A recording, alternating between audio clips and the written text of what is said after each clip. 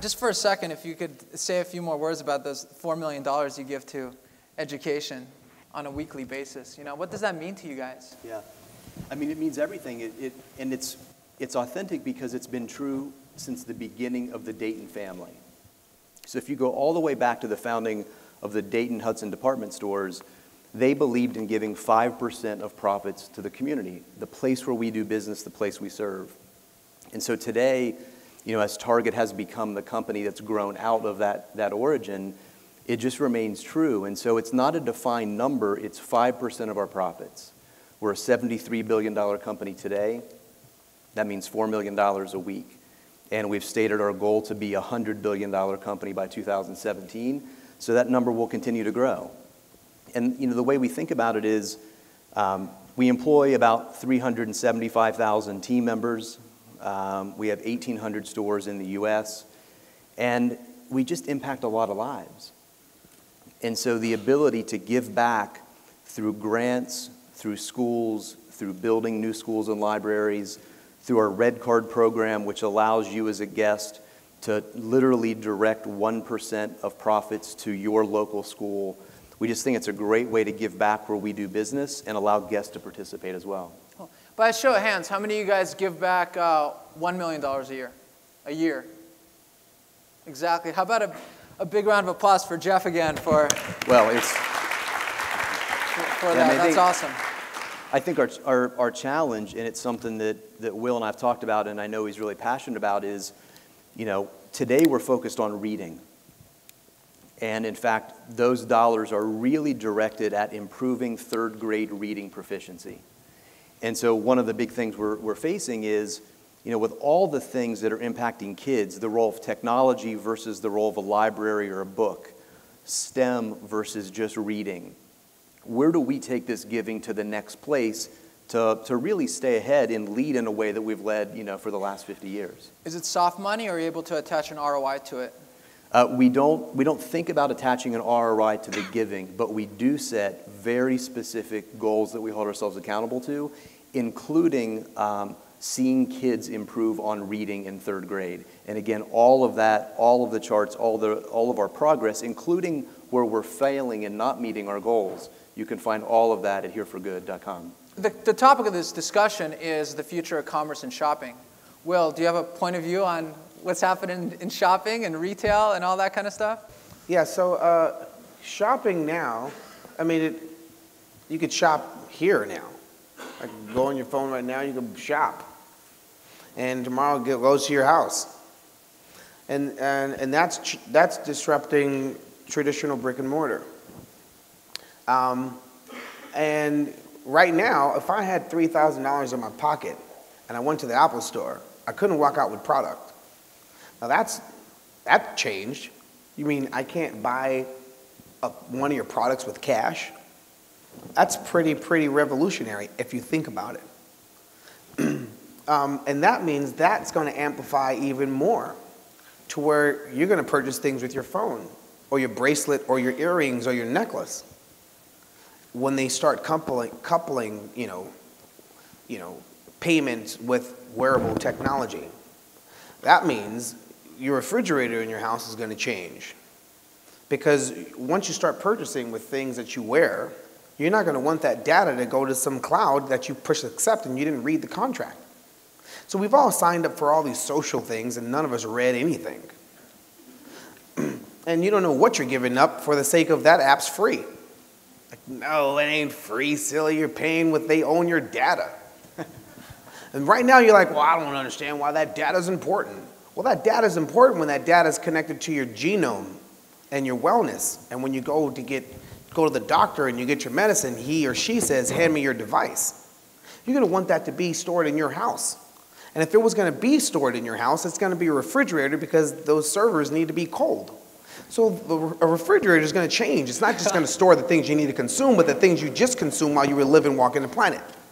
So what is brick and mortar and what are stores then? Well, next to your refrigerator is going to be a printing machine. And I'm going to print the things that I want. That's going to be 10 years from now. All these little things. Then you're going to go out and buy your guts. You're going to buy guts like chips and operating systems and things. And you're going to wrap them in something you just printed in your freaking house. And there's going to be companies that make that. And whoa, that's scary because that's going to change China. Oh, shucks. Now the whole world's changed because they own our debt. That's some scary shit that's going to happen in the next 10 years if you think about this question about retail.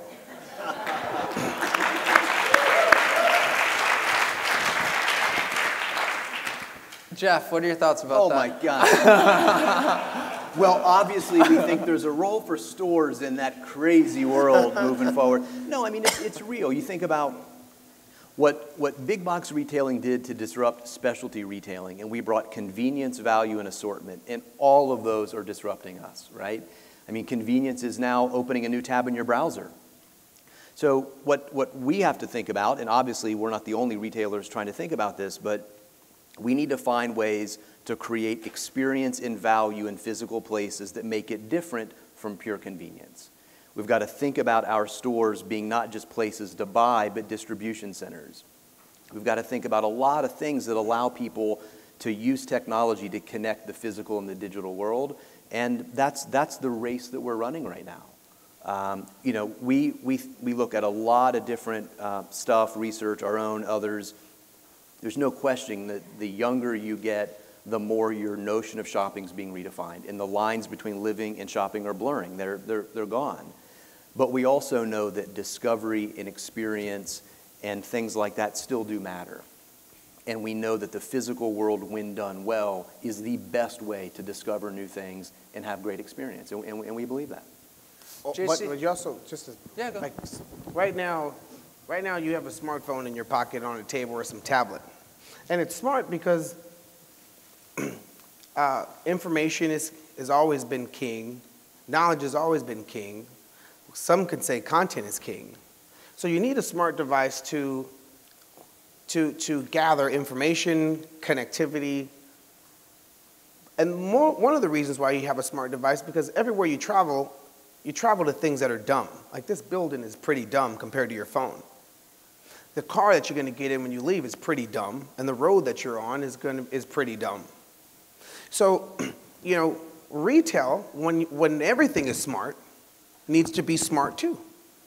And it's going to be smart when you walk out of the Apple store and you take your computer, it's just going to charge you. That's what's next with Apple. I just go there, get my computer, walk out, charge, don't have to do anything, talk to anybody. That's coming in the next couple of years. It looks similar. Everything's pointing that way now. So when you think of like, why do you need retail? Right? I know why you need retail in the future. Right now, I know somebody that's graduated college and they have no job. And so education is questionable now, right? If it serves any purpose in the world that's been built and the world we live in now. So when you think about retail, are they really experts at the counter? Do they really know the things that they're selling me, what it's made of, where it comes from, who made it? Is that important tomorrow? Yeah, damn right it's important, especially in 2030 when there's like 9 billion people on the planet. How do you feed them, right?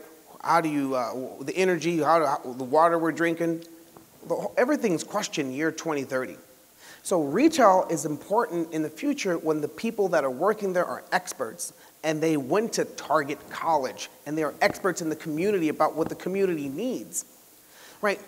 Because why do you need a freaking cashier when everything is automated? I walked out of the building, it charged me. So if you're gonna have employees, what the hell are they gonna be doing? Are they gonna know what's best? Are they a slash pharmacist, a slash retail expert, community expert, environmental expert? Are they gonna, and if they're experts, who's teaching them? Is it a college or the company? So companies are responsible just like they were responsible post-World War II, right? Disney's was important for us to getting out of the war. So was GM. So was Chrysler. They built Detroit. And when they collapsed, Detroit did too. So companies, cities, communities, education, it's all important. A lot of times we don't see how companies help build our society. They do, actually, right? Companies like Coca-Cola are responsible for this thing we have fourth quarter with Santa Claus. That guy with the red and white suit, that was a Coca-Cola thing they brought to market. And they help with this tradition of Christmas that we have. If you think about the importance of companies and how they educate and create and mold this fragile Play-Doh state of the world that we're living in right now, it's Target's responsibility on why there's going to be retail. And is it called retail? Right? All that stuff. It's a really interesting time to be thinking, to be a thinker and a tinker. Or else if you're not a thinker or a tinker, you're a sinker. You just fucking sink. So that's awesome. So the slide that's up here is what's next for the modern frontier. So JC has all the answers. What do you got? Yeah.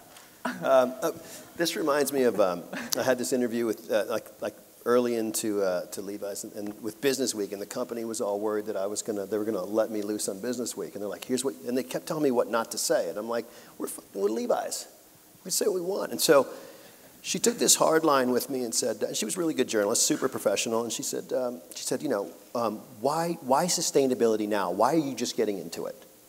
And I stared her down, and I got PR people all around, and they're like, oh no, he's gonna go there.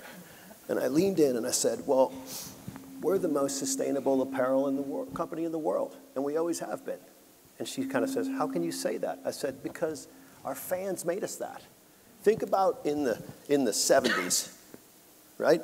What happened when your Levi's wore out?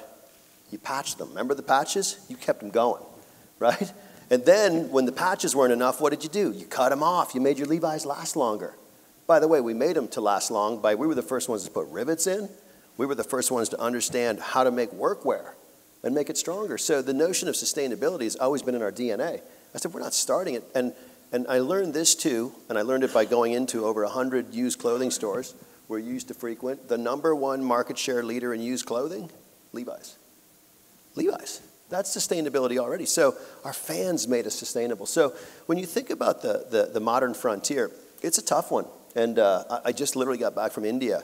So check out some of these stats, and they're extreme stats, but it's the largest democracy in the world. 600 million people vote. Do you know how many people vote in America? The democracy of democracies? It's less than 10% of that. Now, even 20, it's 5% of that. So, and then at the other end of the extreme of that frontier, H&M, big retailer, one of the largest in the world, they just announced they're going to drop 50 new doors in the next 3 years in India. So all of a sudden, that frontier of democracy meets retailing and commerce and sustainability, it's all going to come together. And I think that for me, it's redefining the notion of synergy. We all know the classical definition is make the whole greater than the sum of its parts. And I think we have to stare down, you know, as brands, as companies, as leaders, what's the synergy solution for the future? And if we can make the whole of what we do, not just the jeans we make, but the engagement we have around us in the communities, if we can make the whole bigger than the sum of its parts, I think that starts to unlock the modern frontier. Have you heard of this thing called planned obsolescence? Where things it happened post-World War II, what got America out of our financial crunch from spending on the war. And it's when things are made to break, and then you still have confidence in the brand that you purchased. That was an idea.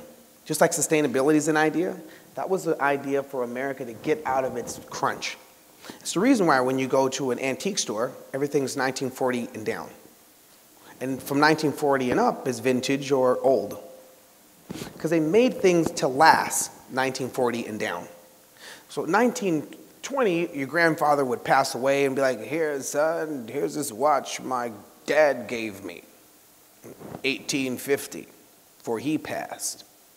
Now, if your grandparent was to die, he or she would say, here, son, it's my iPhone. It's the latest one. Because we made things differently. So Levi's is part of the generation that made things to last. And it was the first recycled. Think about the miners that went out. There were tents, and they turned tents into pants. Right? They used what they had. So moving into this new modern frontier, the modern frontier is this, how do we make things when there's more people on the planet and limited resources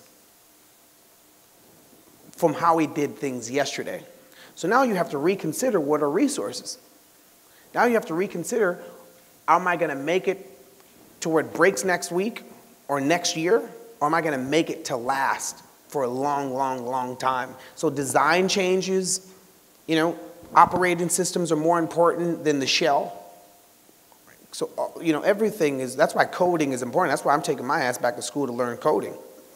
Because I want to be able to create tomorrow with tomorrow's tools. I want to code, I want to be a thinker and a tinker. But not a sinker.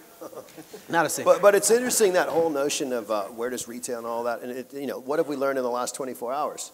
You know, Zappos, shoes, to now all things, fastest growing online retailer, connect to Amazon, but then Zappos say, that's interesting, we're connected there, but the real connection is let's create a city. Like, that's literally what Tony's doing. He's like, I'm going to go from this to creating a city. What did we learn this morning with Warby Parker? They got a retail store in New York City.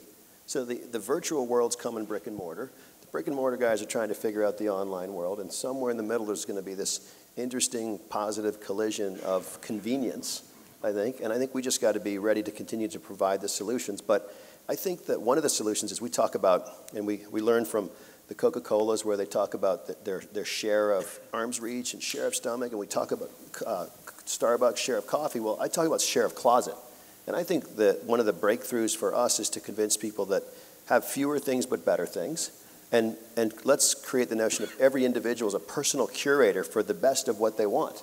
And then I just want to be able to, when someone opens a closet, to go to their favorite spot in the closet, you know where that is, and just make Levi's in the favorite spot of the closet, share of closet. And I think less is going to become more in the future. And that's not a bad thing. Seems like a big theme, and that's why we have a master class, startup culture in large companies. You're a timeless brand. You know, your authenticity has been around for over 100 years. You guys are top of the hill in Silicon Valley. Yeah. Maybe you can talk a little about your eureka moment. Well, it's interesting you say eureka moment. We literally last week, when I joined the Levi's, I asked the team, I said, okay, so everyone says, well, we're original, we're authentic, we're innovative. I'm like, where does innovation happen here? They're like, well, you know, we innovate. I'm like, I know, but where does it happen? Like, people innovate. It just doesn't appear. And they said, well, we work with our factories and we work with other denim suppliers. I said, well, if we're the leader, why don't we innovate? So literally last week, you used the word eureka. We opened up the Eureka Center in San Francisco. We brought every disparate source of innovation we had around the world right back to San Francisco, right back to create the modern frontier in San Francisco.